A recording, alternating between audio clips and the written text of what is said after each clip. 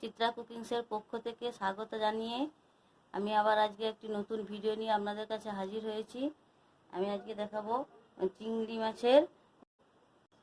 চিংড়ি মাছের পাতুরি। তার জন্য আমি কয়েকটা চিংড়ি মাছ ছাড়িয়ে নিয়েছি, আর এই চাল কুমড়োর পাতা নিয়েছি। এগুলোকে ধুয়ে নেব।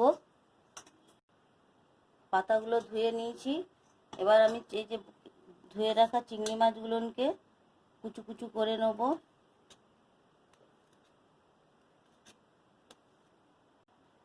চিংড়ি মাছগুলো ছোট ছোট করে কুচিয়ে নিয়েছি। আর এই পাতাগুলো যে ধুয়ে রাখছিলাম, পাতায় অল্প করে একটু লবণ মাখিয়ে নেব।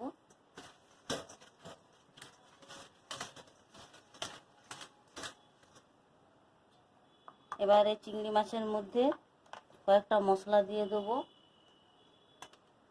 সরষে পোস্ত বাটা,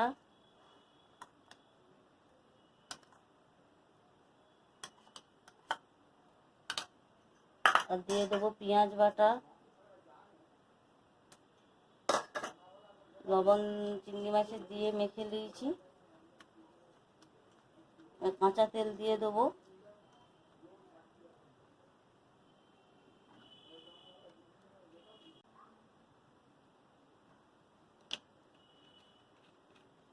কাঁচা তেল মাখিয়ে নিয়েছি। এবার একটু কালো জিরার তেল দিয়ে দেবো।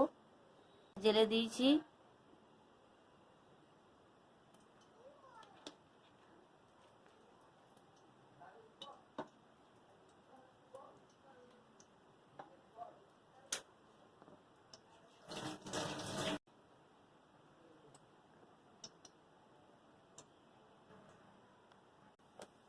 তেলটা গরম হয়ে গেছে, অল্প একটু কালো জিরা দিয়ে দেবো।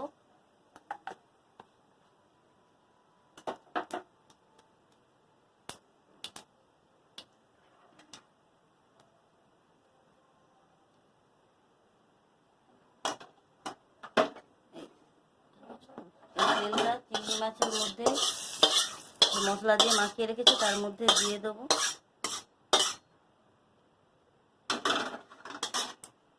এবার দিয়ে সমস্ত উপকরণ দিয়ে আমি চিংড়ি মাছটা ভালো করে মেখে নেব।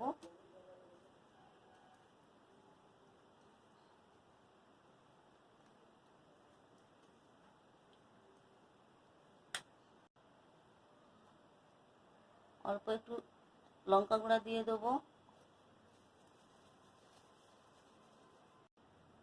অল্প একটু হলুদ গুঁড়া দিয়ে দেবো। দিয়ে সব রকম উপকরণ দিয়ে মশলাটা মাখিয়ে নেব। এই চাল কুমড়ো পাতা নিয়েছি, মশলাগুলো যে মাখিয়ে রাখছিলাম মাছের মধ্যে, এইগুলো এর মধ্যে দিয়ে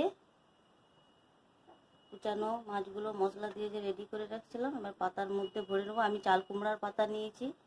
বন্ধুরা আপনারা পারলেন লাউ পাতাও নিতে পারেন, কুমড়ো পাতাও নিতে পারেন। দিয়ে এরকম করে একবার খেয়ে দেখবেন বাড়িতে বানিয়ে।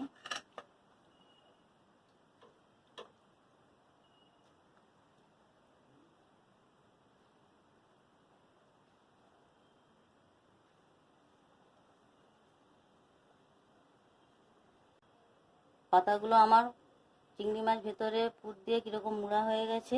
এবার আমি পাতুরিটা ভাজবো।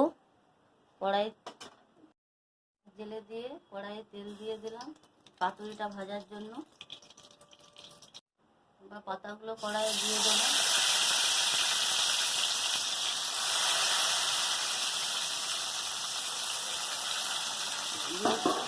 পাতাগুলো দিয়ে চাপা দিয়ে দেবো। পাতাগুলোকে একটু উল্টে দেবো পিছন দিকে।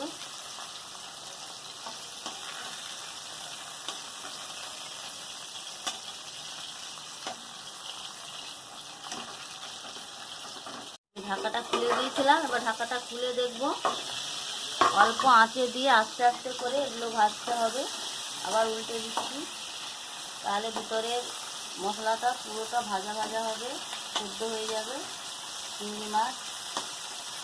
আপনারা তো ইলিশ মাছের পাতুরি খেয়েছেন, এইরকম চিংড়ি মাছের পাতুরি একবার খেয়ে দেখবেন, খুব ভালো লাগবে, খেতে খুবই সুস্বাদু হয়। চাপাটা খুলে দেখবো আমার পাতুরিটা কেমন হয়েছে। দেখতে পাচ্ছেন বন্ধুরা, আমার পাতুরিটা হয়ে গেছে। এবার আমি গ্যাস থেকে নামিয়ে নেব।